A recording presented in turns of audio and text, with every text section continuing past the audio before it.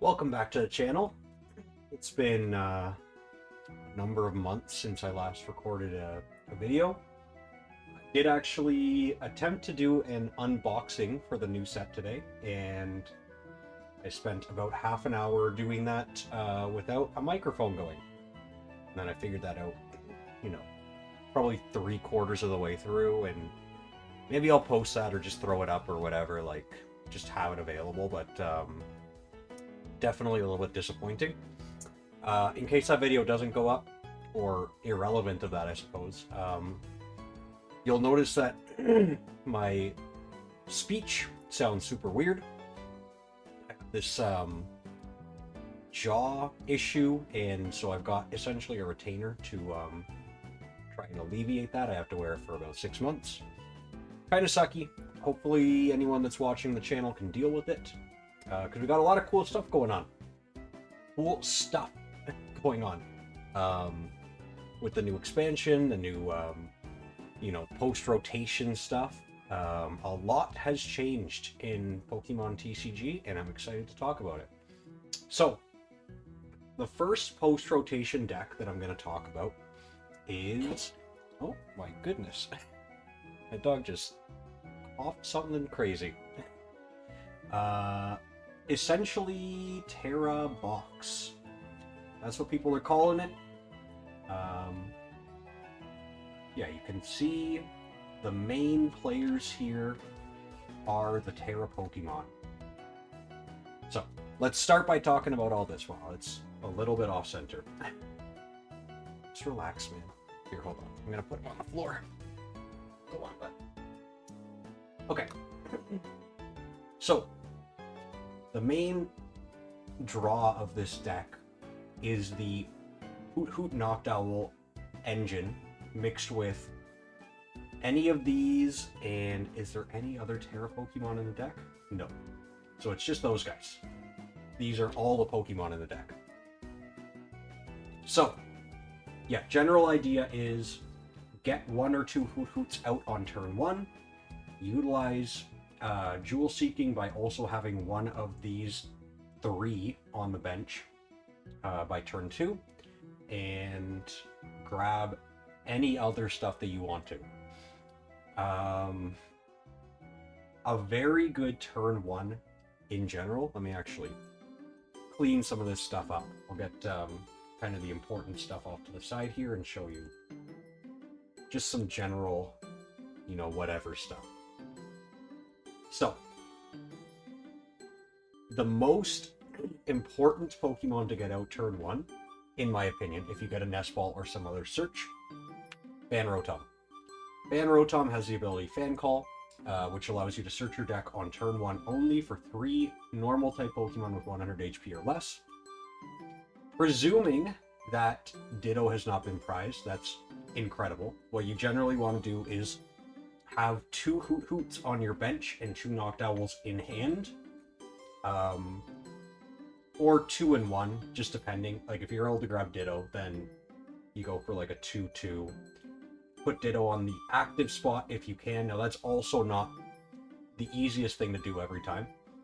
If you have a secondary Nest Ball, you can throw your Latias also onto the bench.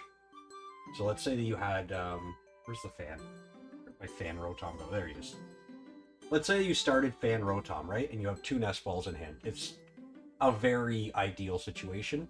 You could also start with, Latias in hand, or there's a few ways for this to go. But anyways, you get your 2 Nest Balls. Actually, no, you don't even need. You need 1 Nest Ball, because you started with Fan Rotom, let's just say. Use your Nest Ball to grab Latias. Use your Fan Call to grab these 2, Ditto.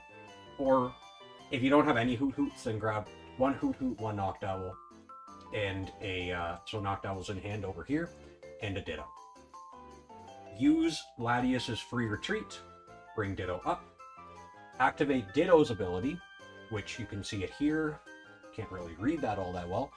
Essentially, it allows you to, if it's in the active spot and it's turn 1, you can swap it with any other basic Pokemon in your deck except for Ditto.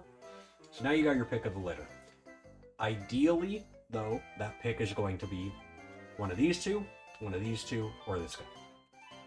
And that's going to depend on the matchup. Very, very, very often, though, Wellspring Mask Ogerpon is going to be your best bet. Situationally, Teal Mask can also be really good. Just, you know, once again, it depends on the matchup.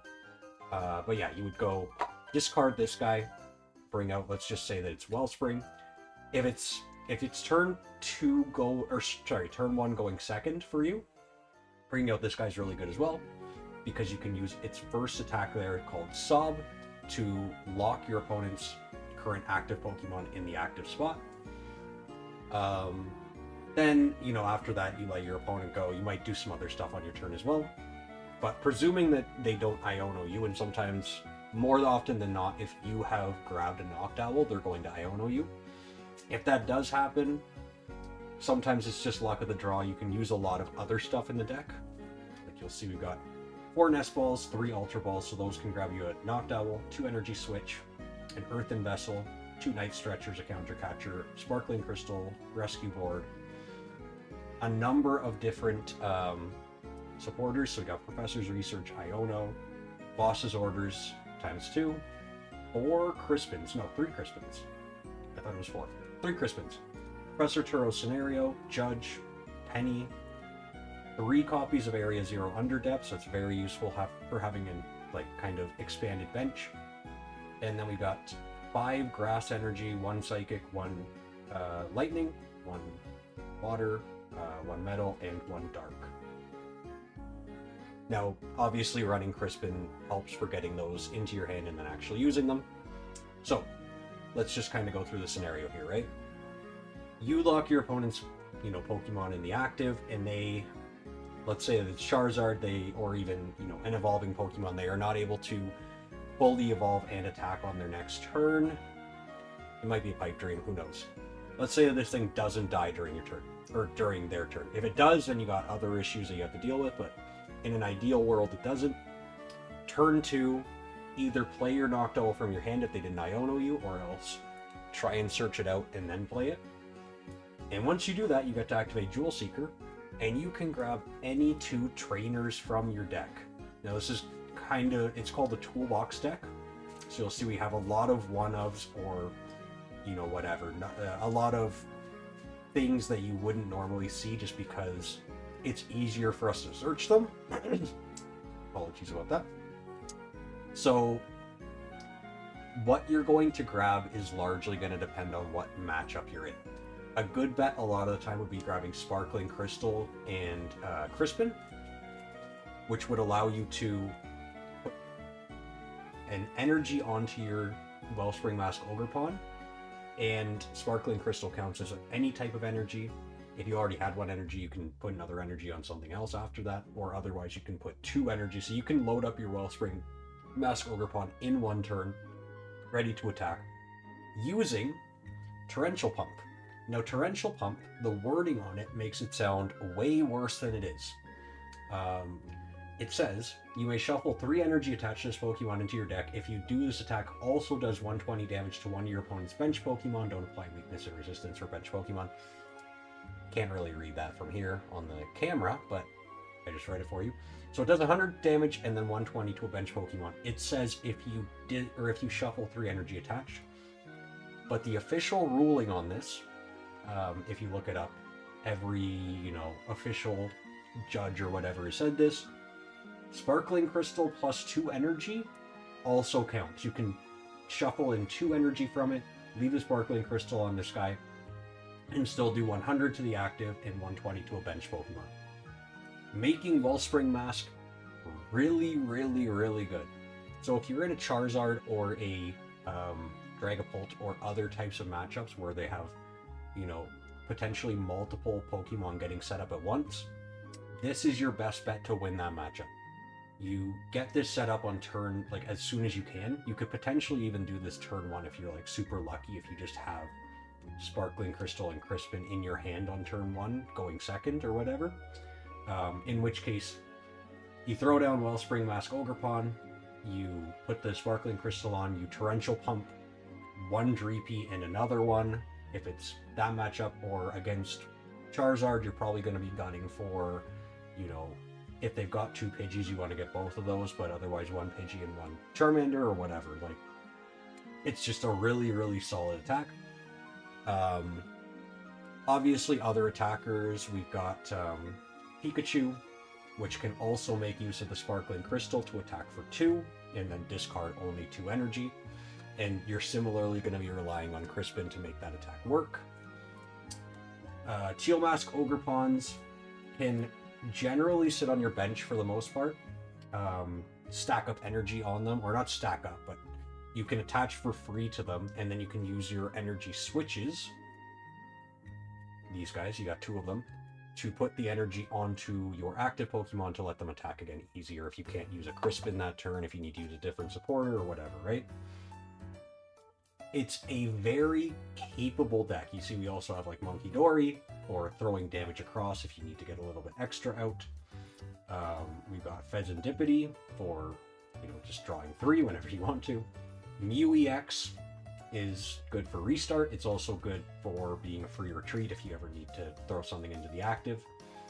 Blood Moon Ursaluna can help close out games sometimes, pretty often actually. And then Lily's Clefairy EX. Now this is your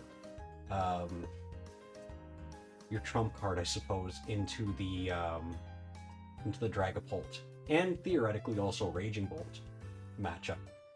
Its ability says Fairy Zone. The weakness of each of your opponent's Dragon-type Pokemon is now Psychic, so weakness is ×2. The attack does 20 damage plus 20 for each bench Pokemon, both yours and your opponent's. Raikou V, essentially, without the ability on Raikou V. But with just your own bench being full, that would be 20 plus 8, or sorry, 20 times 8 plus 20, which would be 180, and then you multiply that by 2, and you're doing enough to KO a Dragapult. In, you know, one shot just with your own bench. Even if they've completely emptied their bench, you still can make it happen, right? So this is a very, very, very good card, because Dragapult is essentially the deck to beat. Is there anything else of note, really, to this deck that I need to talk about? We got Rescue Board. You can just throw that on something if you need to retreat it. Makes it, you know, much easier to do that. Yeah, like I said, you've got a lot of singles of specific supporters because you're able to search them so easily. Professor Turo's scenario can be used to pick up a Noctowl, discard the Hoot Hoot, and then play it onto another Hoot Hoot if you have like a second Hoot Hoot on your bench and you can't find another Noctowl. That can be pretty useful. Judge, sometimes you want to Iono, sometimes you want to Judge, depending on just the game state. Penny, almost all of the Pokemon in this deck aside from Noctowls are basics. So let's say that they hit your Pikachu, and it no longer has its ability to, you know, make it so it can survive another hit. Throw down Penny, pick up this, pick up your Sparkling Crystal as well. Put a Wellspring Mask if you have one on your bench, or the Teal Mask or whatever, put it in the active spot. Put your Sparkling Crystal on that guy instead, and swing in for big damage. This deck can do a lot. It's very, very fun. Very, because of how many options you have, the only, I guess, caution that I would throw out is that it can be easy to get kind of overwhelmed with the amount of options that you have and make the wrong choices. So like, you know, a good example is turn 2 or whatever, when you're able to evolve your first Noctowl, what are the 2 best trainers out of your whole deck that you could grab? And that's, like, I can't just tell you a straight up answer, because it's really going to depend on the game state every single time. You have to know your deck, you have to know generally the matchups as well. You need to know what your opponents can and can't do. Because, you know, there are also occasions where the best thing to do would be, like, trying to lock your opponent's Pokemon in the active, like, not their attacker, but, like, a random other thing. If they've got, like, you know, let's say that it's the Hopnation or something, and I think that actually does run a lot of switches, but let's just say if they don't for whatever reason, like there's something that has a big retreat cost, you could drag that into the active and hold it there for quite a while using Wellspring. Actually, I guess Wellspring Mask Ogre Pawn also allows you to just trap stuff if you know that they don't run switches in the deck. So yeah, there's just a ton of stuff you can do. There are variants of this deck. Some people won't run Monkey Dory and will instead run Badu. Some people are still running Tera Box as well, which I think is fine, but I think Lily's Clefairy kind of does the same thing that it does, but not better. But the situations, like the max that you can do with a Tera Box now is 240, which is going to kill a Raging Bolt, but it will not take out a Dragapult, nor will it take out a Charizard. Charizard can be handled by your Teal Masks, and Dragapult can be handled by your Lily's Clefairy. Yeah, I think I've gone over quite a few of the kind of scenarios. So yeah, I would highly, highly recommend this deck. It's a very, very fun to play, but definitely you're going to want to do like a lot of practice. Like the way that I do it sometimes, like obviously you can just play online, which is a good way to get some practice in. Although playing online, like if you're going to be playing in person, you're really going to want to get the hang of like shuffling and searching and shuffling and searching and so on, and knowing what you can and can't grab when you're searching, and what, you know, all the different scenarios and stuff. But yeah, a good practice thing that I like to do, obviously you could actually just set up 2 decks and then like play essentially a mock game against yourself. But if you don't want to go through the hassle, just shuffle your deck up, draw 7 off the top, check and see what you got. No basics. Let's shuffle that up a little bit better, hopefully. Oh, by the way, kind of plug, kind of, you know, it's not like I'm sponsored by them or anything. I love art sleeves. I was, you know, a diehard, like, oh, well, what's the point if I don't have art sleeves? Like, I really was a fan of just using those. But I, for a pre-release event, tried out endgame card sleeves. Essentially, katanas, I believe, except they're made in Canada. 4, 5, 6, 7. And I can't go back now. These are just so nice to shuffle compared to what I was dealing with before. Alright, so we got a Hoot Hoot here. You wouldn't really want to play a Blood Moon or Saloon on turn 1, so luckily we had the Hoot Hoot. Although, to be fair, the rest of the hand's really not conducive to a good, you know, start of the game. Let's say as well that we're going first. A lot of people, if they get the choice these days, are going second. Crispin's really not going to help with a situation like this either. Yeah, this could actually, in a worst case scenario, this could be a donk, in which case you might actually just throw down the Blood Moon or Saluna just to not lose the game on turn 1 or whatever, right? But yeah, you can basically just like play the game out in your head. Let's say if the opponent's a Charizard, right? I very often default to the opponent's a Charizard because there's like an easy kind of flow. Like, I know the Charizard deck, I know kind of what the matchup ends up doing a lot of the time, and very, very often Charizard games go the same way, so it's easy to kind of, you know, visualize that in my head. So in this case, let's say that it is a Charizard on the other side.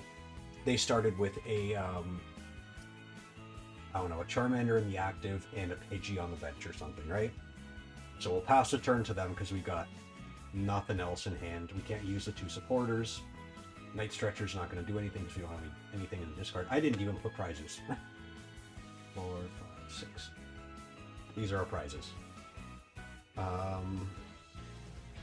Yeah. So anyways, we'll just pass the turn on.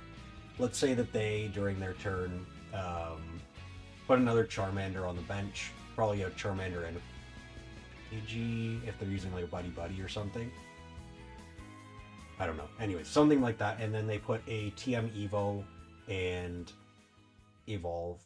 Does Charizard actually run TM Evo? Generally not. You know what? Sometimes they are kind of doing that now. What they would actually probably do if they got Buddy Buddy is they would put 1 Pidgey, so they have 2 Pidgeys, retreat their Charmander into a Badoo, which they also get off the Buddy Buddy, and then hit you with an item lock. Which, of all things, the Hoot Hoot Noctowl line is really resilient against item locks. But granted, this is like fairly abysmal. This is not an ideal situation to be in at all, because we're just getting terrible draw. We didn't get the Fan Rotom. We don't have a Tera Pokemon, so even if we do draw into a Noctowl, we can't use whatever it is, the Jewel Seeking. Yeah, in this scenario, honestly, I might even just scoop. Because it's just so bad. I mean, let's just look. If they're item locking us, you can just kiss that goodbye. Another Crispin, another Hoot Hoot. It would take us 4 turns to get to something that would then allow us to kind of remotely start to play the game, because at least this thing can attack. So let's say that we did get all the way to turn 4. We've got this down, we got this down. They might have even at that point swung into us and taken out the Hoot Hoot. I don't know. We get to turn 4. We use Teal Dance on this guy. Bring another card into hand. And it would suck to do this, but we probably then Professor's Research and draw 7. And there we go. Now, if we're item locked, we're still kind of, you know, at a standstill here. But by turn 4, we're probably not item locked anymore. I don't know. Maybe we are. Throw down a Wellspring. This is more due to me not shuffling well, hopefully. Maybe it's not. Who knows? Yeah, I don't know. It's kind of a moot point, if we're being honest, but that's just my take, is I think that it's very valuable to run through your scenarios, try and get an idea of what you would do. We had Lily's Clefairy prized, which isn't that important, but one Fan Rotom being prized kind of is, and a Noctowl being prized doesn't help, but it's not the end of the world. One other card that I want to highlight just before the end of this video, and I think it's not just, you know, valuable for this deck, but it's kind of just a generally probably very useful card, or at least it's gonna be used. Redeemable ticket. It was called something else in Japanese, but anyways, count your prize cards, shuffle them, put them on the bottom of your deck, then take that many cards from the top of your deck and put them face down as prize cards. In a deck like this one, this guy here, where we've got a lot of one-ofs, the worst case scenario is having some of your most valuable attackers, or the specific attackers that you need, prized. So against Dragapult, if we just can't have access to, well, actually, in general, having Latias EX prized is very bad. In general, having one or both Fan Rotoms being prized isn't ideal, although after turn 1 that's not even going to matter. Pheasantipity EX being prized would not be ideal. Sparkling Crystal being prized would be very bad. Ditto being prized, similar to Fan Rotom, only turn 1 doesn't really matter, but it's really bad if it is. One or both Wellspring Masks, one or both of these.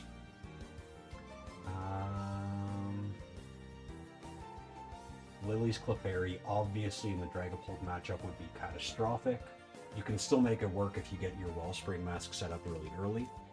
But yeah, my suggestion would be you might want to run one of Exchange Ticket and have it as an oh crap card if after your first search you realize that one of the very important pieces that you need is not in your deck and therefore is in your prizes. Then on your first Jewel Seeking, maybe you actually hit your Exchange Ticket. You don't know what you're going to put into your prizes at that point, so you're going to want to get as much as you can that you know you're going to need out of your deck before using the Exchange Ticket, and that's going to be kind of a judgment call. But I cannot imagine it being bad to use in the majority of situations. Like, obviously grab what you need and then pop it, and then You know, now your Lily's Clefairy is at least in your deck, or your Latias or whatever else, right? And you can use a number of tools to get it back out.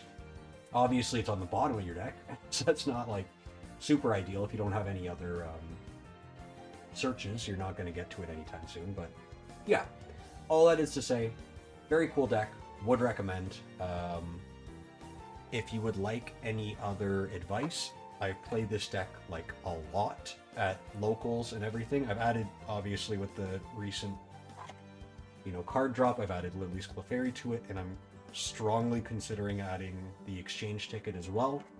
Haven't yet, but I will probably be running that at locals this week. But yeah, if you have any questions about it, just leave them in the comments. I will definitely answer to the best of my ability. Anyways, thanks for watching. If you enjoyed, leave a like. You know, subscribe if you really liked it, and I look forward to more of this now because there's quite a lot to talk about with the new expansion. Thanks. Have a good one.